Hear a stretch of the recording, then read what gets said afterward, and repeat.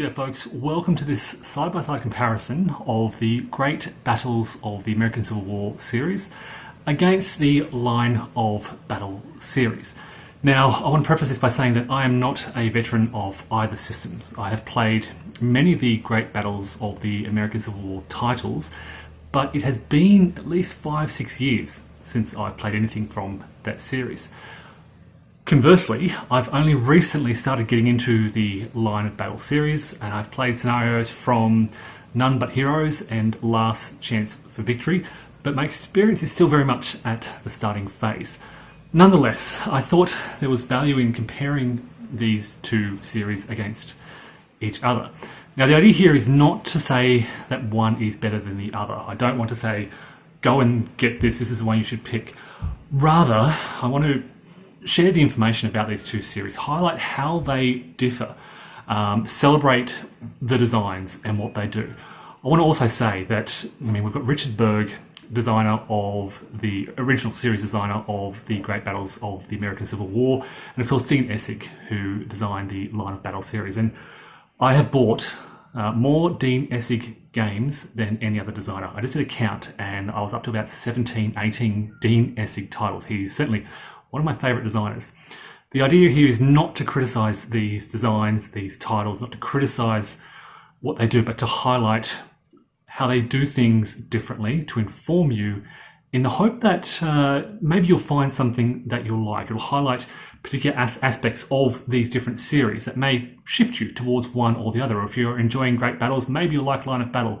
If you're enjoying Line of Battle, maybe you'll enjoy the Great Battles of the American Civil War series. Personally, I have enjoyed both. They are very interesting in terms of scale and complexity, but they offer different experiences. They play in different ways. And that's really what I want to highlight here, not to criticize, but to celebrate and inform. For context, of course, there are other series that do similar things. There's the more recent Blind Swords system, but they tend to focus on one map focused conflicts and battles and assaults and so forth. There are also brigade level systems such as the more recent Eric Lee Smith Battle Hymn series from Compass Games. That's of course one mapper, relatively simple compared to these sort of monster games, and brigade level.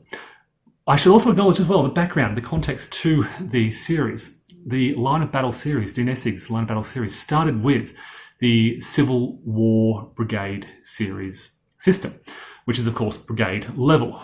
Publications such as In Their Quiet Fields and Thunder at the Crossroads kickstarted this in 1988-ish. He then split this into the regimental sub-series, which focused on a little bit more detail at the regimental scale. And then in 2011, he evolved this into what we now know as the Line of Battle series. There are 3 current titles in that newest iteration of the Line of Battle series: None But Heroes, Last Chance for Victory, and To Take Washington. There is a 4th, I believe, in playtesting called No Turning Back, which focuses on the Battle of the Wilderness. And there is a 5th in the works on Perryville. Conversely, Great Battles of the American Civil War started with Terrible Swift's Sword in 1976, and there are now nearly 30 titles in the series, with more in development.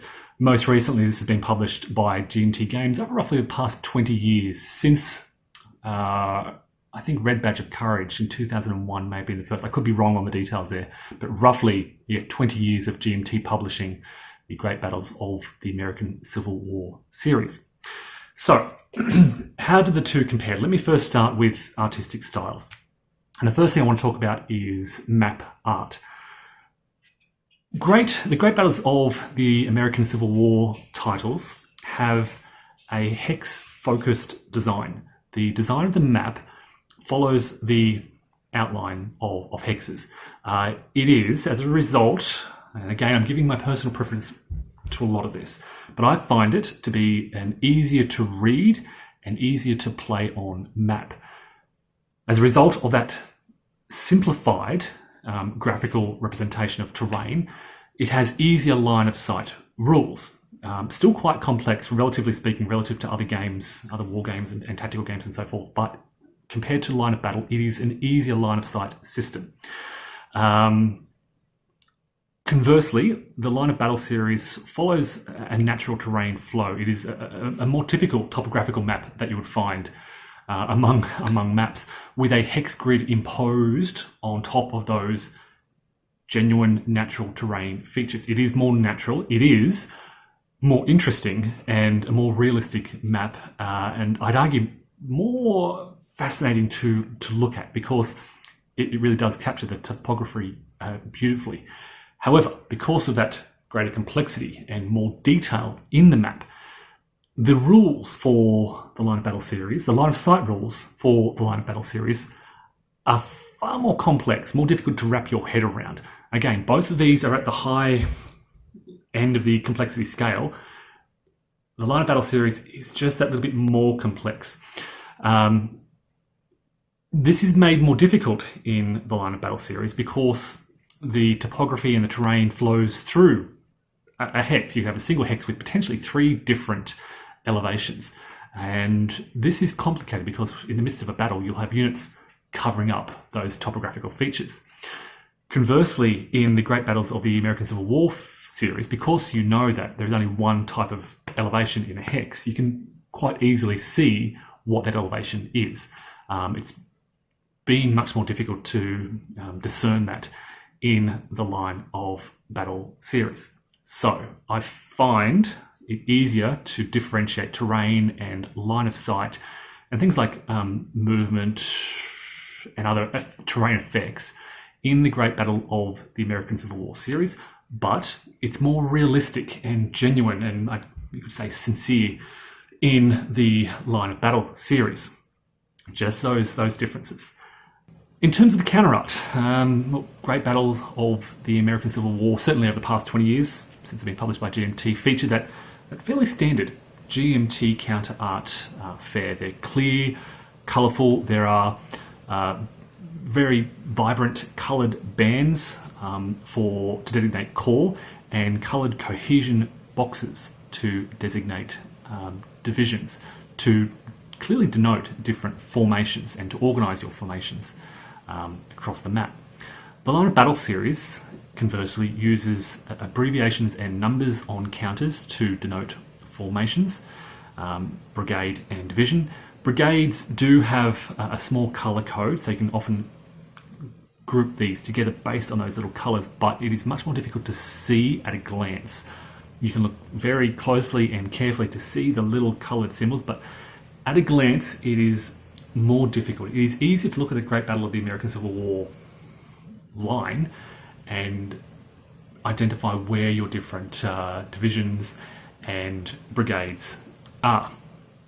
Okay, so overall, despite, as I said, despite being less realistic in its depiction of the terrain and maps and so forth, the Great Battles of the American Civil War series provides the information more clearly via the map and the counters, and rules complexity aside, before considering that, which I'll talk about in just a moment, that clarity of reading information and interpreting it makes it easier to implement the rules given what you can see.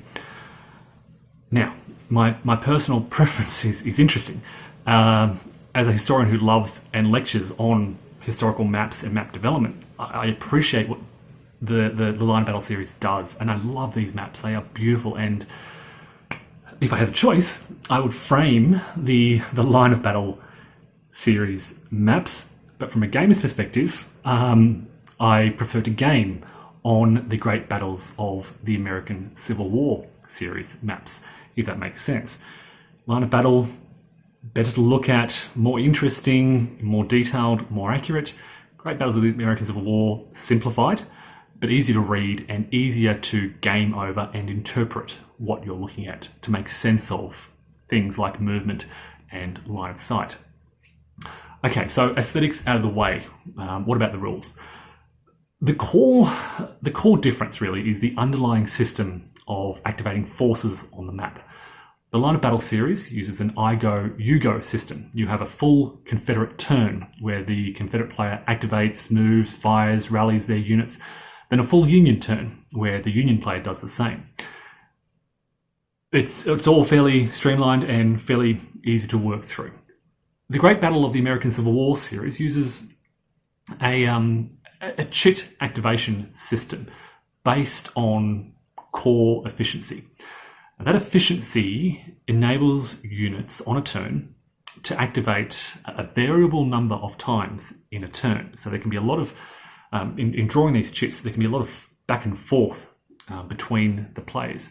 There is relatively less downtime in the Great Battles of the American Civil War system. Both players are more frequently active compared to the Line of Battle series. Now, I'm not necessarily saying that's a good or a bad thing. It's just the effect that the system has.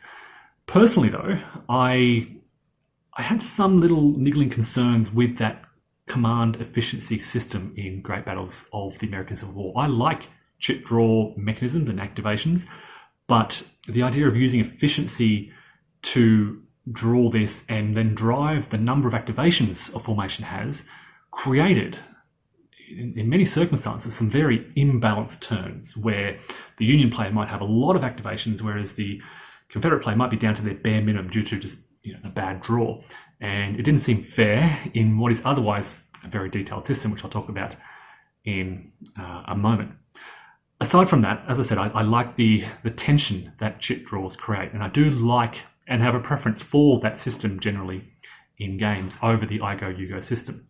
The fighting, for example, for Little Round Top has never been more tense than when you're pulling out those activation chits and see who can race to the top first. Conversely, the turns in the Line of Battle series can be big, powerful, long turns where a lot can happen at once over the course of just a single 15-minute turn. A lot happens, but there's not so much tension in that activation system. To be clear, Line of battles still create tension for other reasons, but it's not because of that underlying activation system. Okay, so command structures are integral to both systems. They both rely on command ranges. Line of Battle uses a relatively complex order system where you actually need to physically write down orders with details, and this reflects the limitations of command. Orders can go astray. It can take time for a commander to accept and disseminate orders to their commands, which holds up the movement and the attack of forces and so forth. The Great Battles of the American Civil War series uses command range, and leaders out of command range are less efficient and get fewer activations, though they can still activate, combined with a risk of order failure. Now, I think Line of Battle has the edge here in terms of conveying a more historical feel. And again, not saying this is better or worse, but the idea that orders are being communicated from an army commander to a corps commander based on their range and timing of all this and the risk of failure and so forth conveys more a sense of the historical frustrations felt by army commanders. But the Great Battles of the American Civil War order system is easier to implement, easier to grasp, easier to implement, easier to follow through.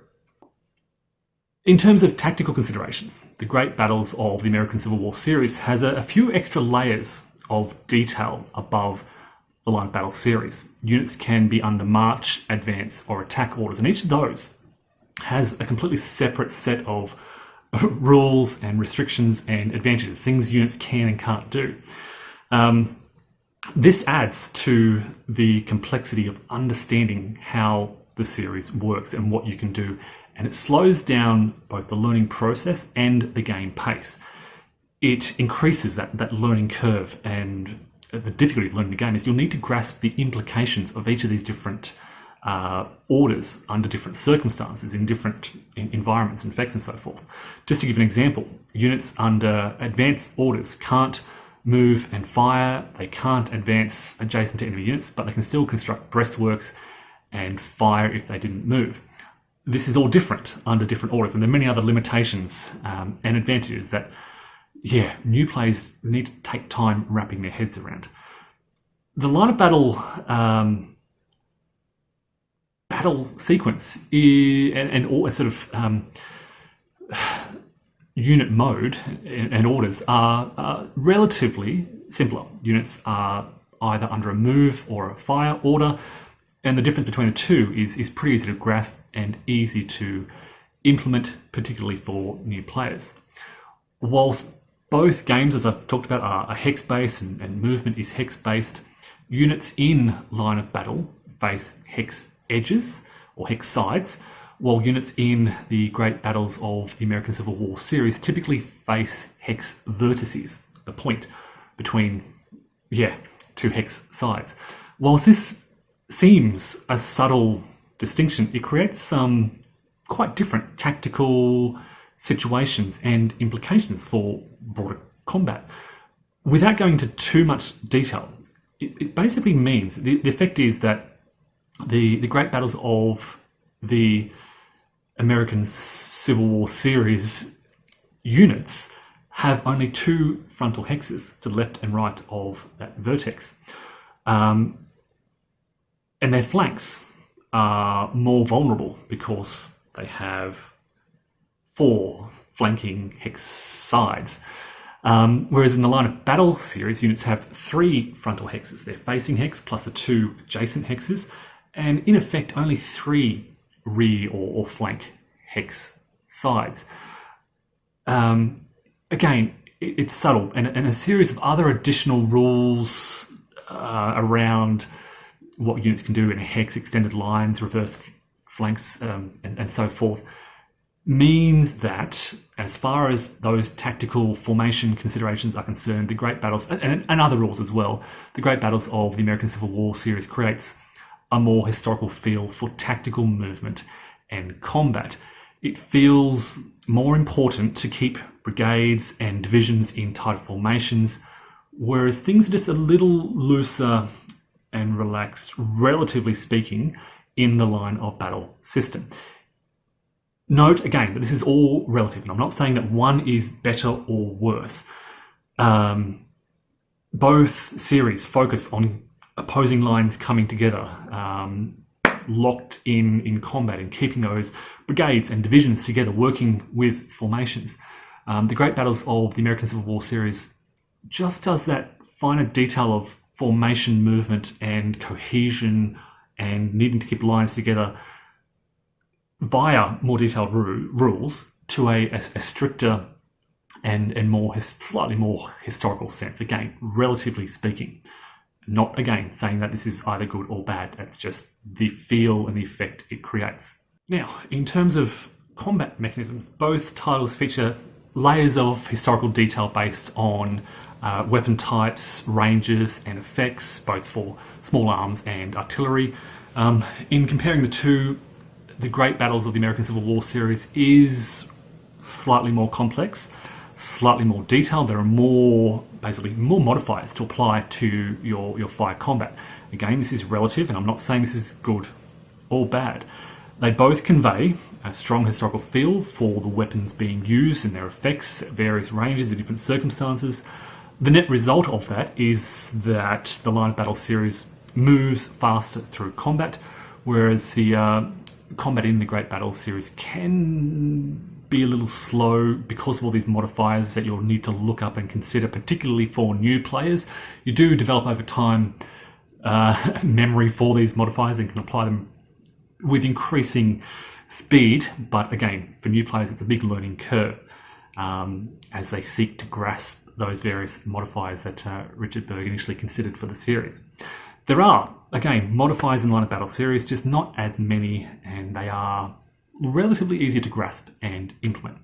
So as I noted before, the line of sight rules in both games are high on the complexity scale.